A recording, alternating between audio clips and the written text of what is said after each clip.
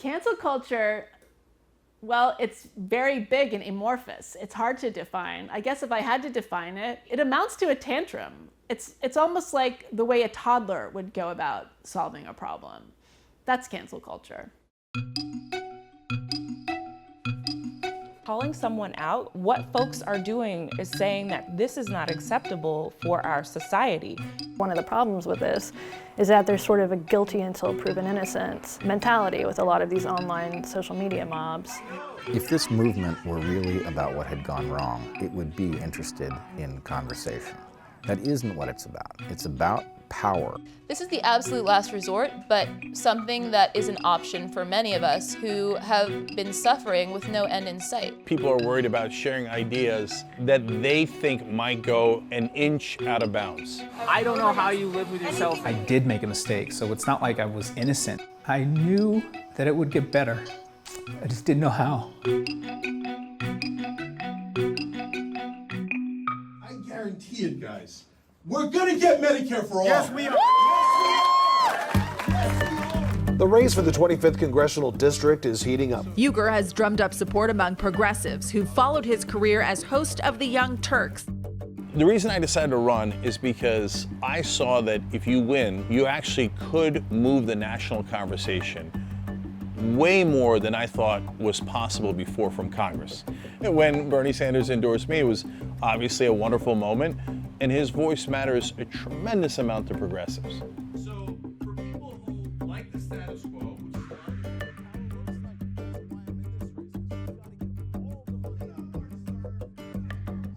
and our democracy. So when I started Just Democrats, they found my old blog posts from when I was a Republican from 20 years ago. They resurfaced them. Progressives flipped out. The blog post that's most often cited is the one where I said the genes of women are flawed because they don't have sex with us enough for us to get along peacefully, etc.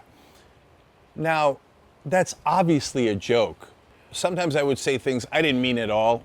It was kind of shock jock stuff. So they were reacting to a guy that I rejected 15 years ago.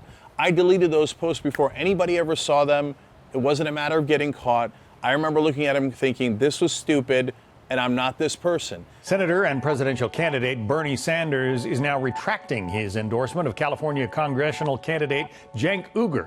So politics is just branding. That's all it is. Every message that went out to every voter in my district was, CENK says he's a progressive, but he's actually racist, sexist, canceled for 17 other reasons, and Bernie agrees. Okay? The race was instantly over because you can't take that out of people's heads. The preliminary results don't look good.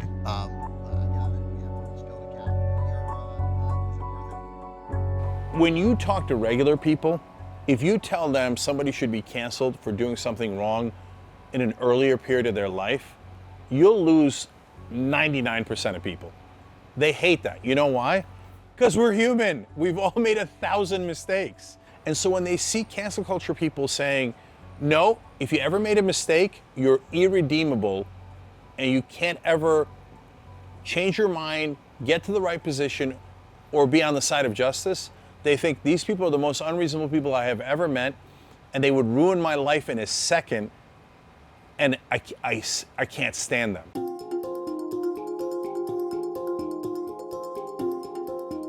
The reboot of Roseanne got a ton of attention and viewers this spring, but after its long controversial star posted a racist tweet, the show was over. Well, Kevin Hart's job hosting the 91st Academy Awards lasted just 2 days. Overnight, Hart stepped down following an outcry over previous homophobic tweets and comments he made during stand-up routines nearly a decade ago. You know, Shane made incredibly offensive videos that, frankly, Black YouTubers were very upset about at the time. I think finally we're in this moment where we as a culture are realizing, hey, look, some of this content that maybe the mainstream kind of considered was, you know, acceptable is no longer acceptable, and we should hold these huge stars accountable. I tend to think about cancel culture as the withdrawal of someone's attention from a celebrity, from something that is high profile. I would say that cancel culture can be effective in terms of its ability to demonstrate the perspectives of people who otherwise don't have their voices heard or their perspectives recognized. Taking back of one's power, the little power that everyday people have. The editor-in-chief of Bon Appetit magazine has resigned amid questions about equality within the company. Adam Rappaport announced he is leaving the job he's held for a decade.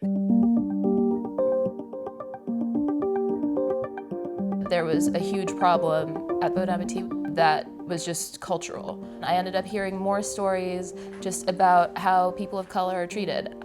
Stories about how people weren't being paid for the work that they were doing, or how some people were being paid and some people weren't. The kind of oversights that happen when there are no people of color in positions of power. During the week that George Floyd was killed, I was going to a lot of protests, and I just felt motivated to continue to fight for justice. I felt very fueled by my emotions at this time, and I used them to focus on getting Adam Rappaport fired as editor-in-chief of Bon Appetit. I was reading Twitter in bed in the morning, like I always do, and I was checking my DMs, and I had a message from somebody that I didn't know, and he identified himself as somebody who works in food media, and shared the picture with me. The picture was of Adam Rappaport and his wife. They were dressed up as Puerto Ricans for Halloween. Anytime you're dressing as another race for Halloween, it's a problem. After I posted the picture, the tweet started getting a lot of attention. Tweeting out the photo empowered all of the mistreated employees at Bon Appetit to stand up for themselves in a public way that they weren't able to prior. All of these individual people of color who were being taken advantage of were able to galvanize their followers to understand their struggle and sort of very publicly say they want Adam Rappaport to resign. It's unfortunate that it takes a smoking gun to make it clear to a large enough group of people that this person is bad, because it wasn't the picture of him in brownface that is the reason that he should have been fired. He was not suitable for his job. But I would have had no way to address my feelings to Bon Appetit in a way that they would hear. This is the absolute last resort, but it is something that is an option for many of us who have simply been suffering with no end in sight.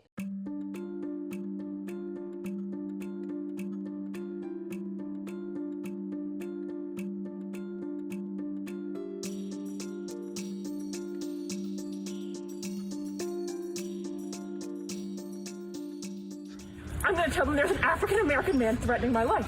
She basically was going to tap into a deep, deep, dark vein of racism, of racial bias that runs through this country and has for centuries. So the public shaming of that individual is really incidental to what the individual has done and what it means in a larger system of power relations. We see a number of people who have been publicly shamed, who have gone viral because they were harassing Black people, harassing people of color. And when the public galvanizes around one of these clips, what folks are doing is saying that collectively, this is not acceptable for our society. You just happen to be the person who volunteered yourself to learn this lesson publicly so that everyone else knows where the limits are. There's a benefit to calling attention to a behavior that is genuinely causing harm to other people. But it's one thing to go after a celebrity who has said a terrible thing, and it's another thing to go after a private citizen who happened to get caught on film in a really bad moment. Those are not equivalent. Amy Cooper was fired from her financial services job. I'm not sure someone's life should be defined by 60 seconds of poor judgment.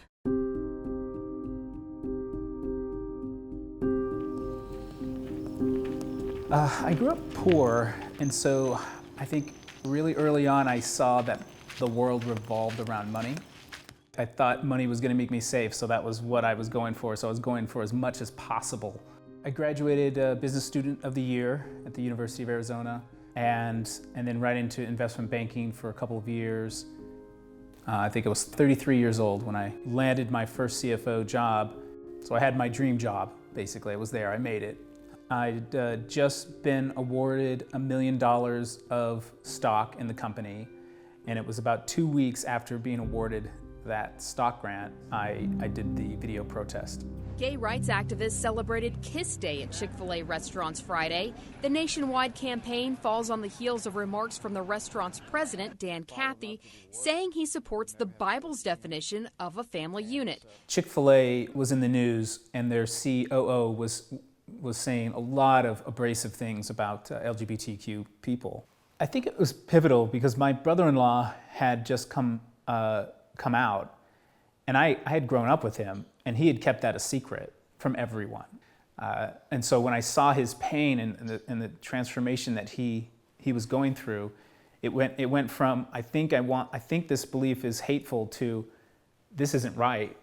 I'm going to make a change now, and this is one way to make that move. I remember my heart pumping pretty fast. I also felt self-righteous, like I'm right and they're wrong. And so it kind of felt like going into some kind of battle, even though it was going through a drive-through. Anti-gay breakfast sandwich. Always tastes better when it's full of hate. Let's see what happens with my free water, and I think I might just say a few words too. Let's see. Hey, how you doing? Fine. Good. Is this my free water? It is. Awesome. You know why I'm getting the free water, right? I do not. Because Chick-fil-A is a hateful corporation. I disagree. I know, we but don't treat any of our customers differently. We don't. I know, but but the corporation gives money to hate groups. Just because people want to kiss another guy. We're always happy to serve every I don't know how you live with yourself Anything and work here. I don't understand it. This is a horrible corporation with horrible values. I'm a nice guy, by the way, and I'm totally heterosexual.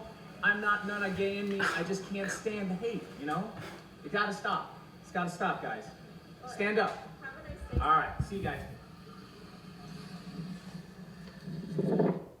Yeah.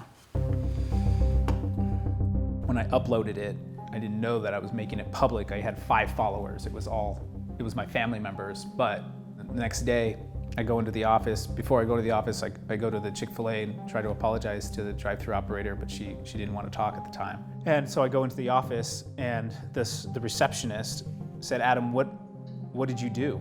And she said, "Well, there's the voicemail is completely full of bomb threats and death threats to the company." And at that moment, I knew there was a major problem that we had to deal with, that I had to deal with. This is Adam Smith before a drive-through encounter that would change his life. Why take it out on the poor employees just working the drive-in? Here you said that it was just mean. Yeah, it was just mean. This was all happening within 24 hours, less than 24 hours. It just became a bloodbath, really. I remember comments like, "You should definitely off yourself. You deserve to die. You'll never get a job again. You don't deserve to ever work again."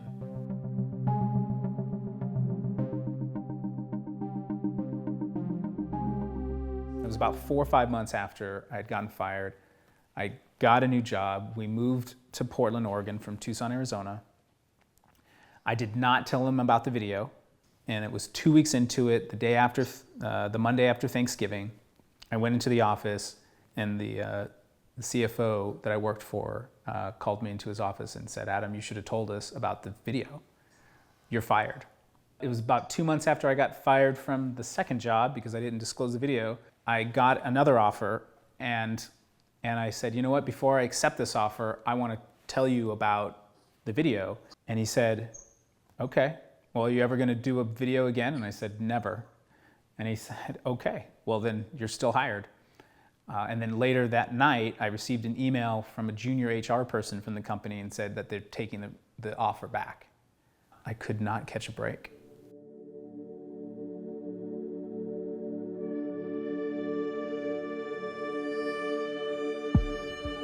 It was a year after the Chick-fil-A video, after having gotten job offers and rejections is when, you know, my mind started playing tricks and said, this is going to be like this forever. You're never going to come back from this. I looked at my life insurance policy. It was $1 million life insurance policy. It had no exclusions for suicide. And I started contemplating that for a few weeks, and then even started to have exactly where and how I was going to do it. What kept you from taking that drastic step? I knew that it would get better. I just didn't know how. And I knew my children needed me. They needed me alive. They needed me well, put back together. The bigger concern about cancel culture isn't an online pile-on, which is difficult. It's an emotionally trying experience to go through, but it's survivable for most people. But what happens later is that increasingly people's employers are being called to account for their behavior. And so then you're fired. And not only are you fired, you're now, you know, if you become the top result of Google, you're unemployable. One of the problems with this is that there's sort of a guilty until proven innocent mentality with a lot of these online social media mobs. And there's little room for nuance or context. It's just, you said something, and if people disagree, you're bad, and if you're bad, you're evil, and if you're evil, you're irredeemably evil. Okay, it should have just sent. Should have just sent. All right, I'm going to go print it. I'm Brett Weinstein. I am a biologist. I was a professor for 14 years. I'm currently host of the Dark Horse podcast. Hey folks, we are live. You have just seen us scrambling to get things going. That podcast is focused in part on dynamics within civilization, including cancel culture. Cancel culture is an informal kind of policing of behavior that has been scaled up to a civilization-wide phenomenon. What I went through at Evergreen was a classic case of cancel culture because effectively I was targeted for having disagreed with something that a powerful group decided that it wanted.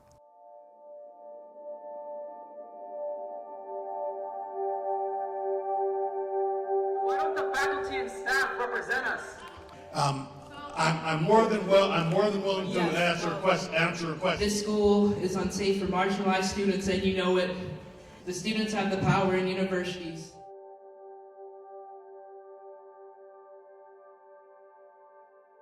I spoke out against multiple policies. And then there had been a tradition called the Day of Absence, in which, almost from the college's founding, Black faculty and students, and then later people of color more generally, left campus for the day to emphasize the roles that they had been playing.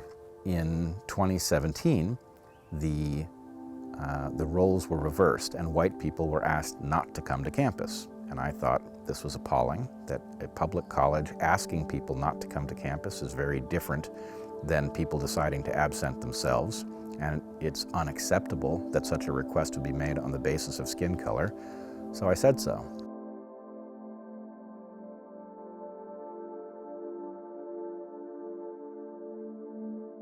So in opposing those policy proposals, I stepped right into a trap, which is anyone who opposed this juggernaut was going to be declared racist.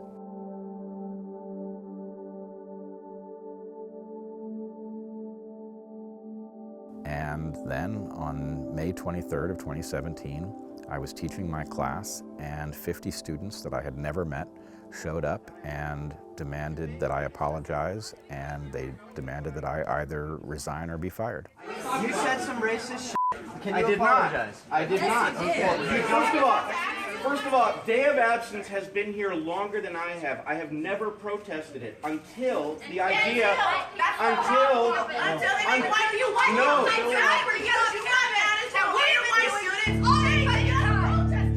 It was an out-of-body experience people were accusing me of things that I knew full well made no sense in light of the life I've led. They didn't match my values. Why the is he here? Please! There's almost nothing you can say in the face of an accusation that you are a racist that will allow you to go on with your life normally. And in fact, I wasn't able to go on with my life normally.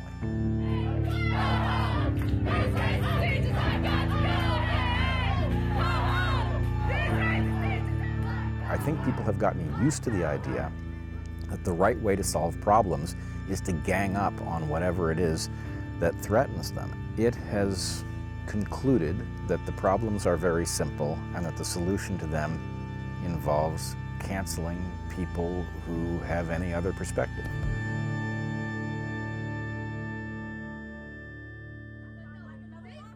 If this movement were really about an idea, a belief, or a claim about what had gone wrong, it would be interested in conversation.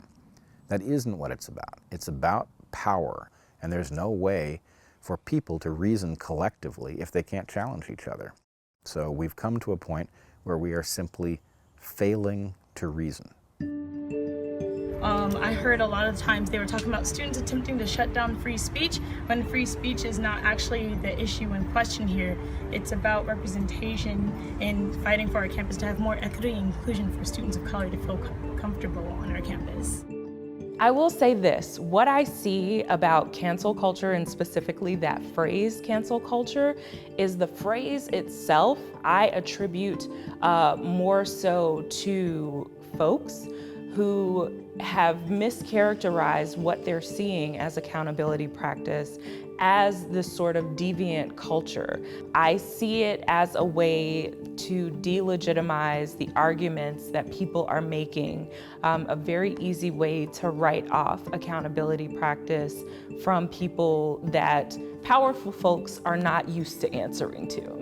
But over the long haul, I have to question its effectiveness. If you're trying to withdraw your attention from someone or something, yet you're talking about it incessantly on the internet, people are going to be curious about the object of your ire, and so they may go and check that out. Cancel culture can kind of backfire and do the exact opposite of what people want it to do. For decades, and you know that when I was at Evergreen, I had 400 Twitter followers.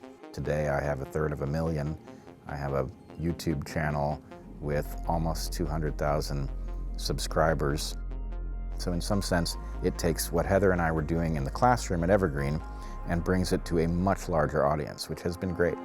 Of course, that also brings with it a tremendous amount of danger. If you say one awkward thing, it suddenly becomes clipped and distributed online, and so one has to think very carefully about what one says in front of a camera because there are a lot of people watching. Since I've tweeted the photo, I've sort of become a de facto union organizer for a lot of these people who I see struggling in my own industry. It's a lot easier for me to fight for them as an HR vigilante. I really believe in punching up. I try not to be petty. I try to focus on people who have hoarded power, money, and status. I think everything that I have pursued has been related to very deep, systematic issues that have been ignored in favor of letting the problem persist. So I'm just checking the responses to some information that I reported about a prominent food editor.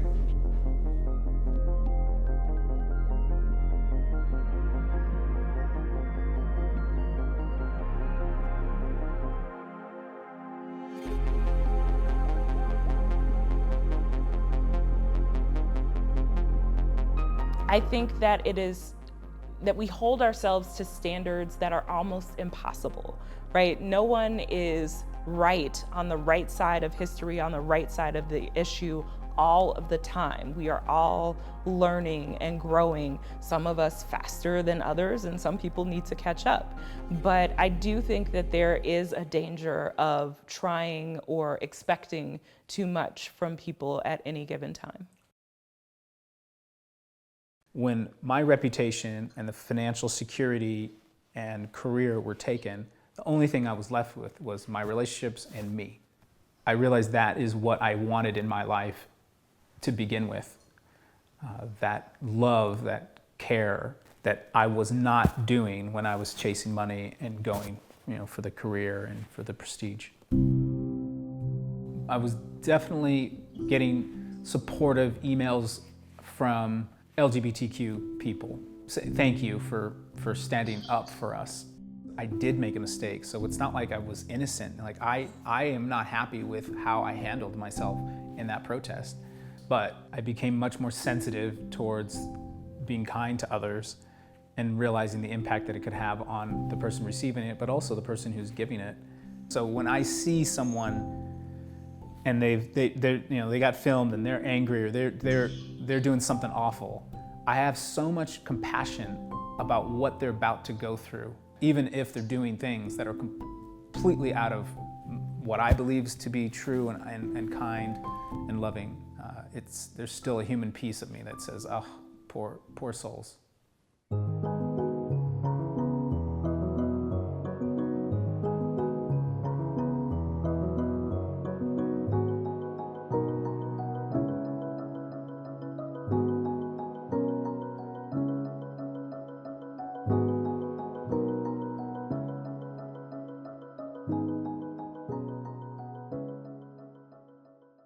Hey, thanks for checking out CBSN Originals on YouTube. If you want to watch more documentaries, download the free CBS News app on your phone, tablet, smart TV, or any streaming device. You can also subscribe to our YouTube channel by clicking down here. Thanks for watching.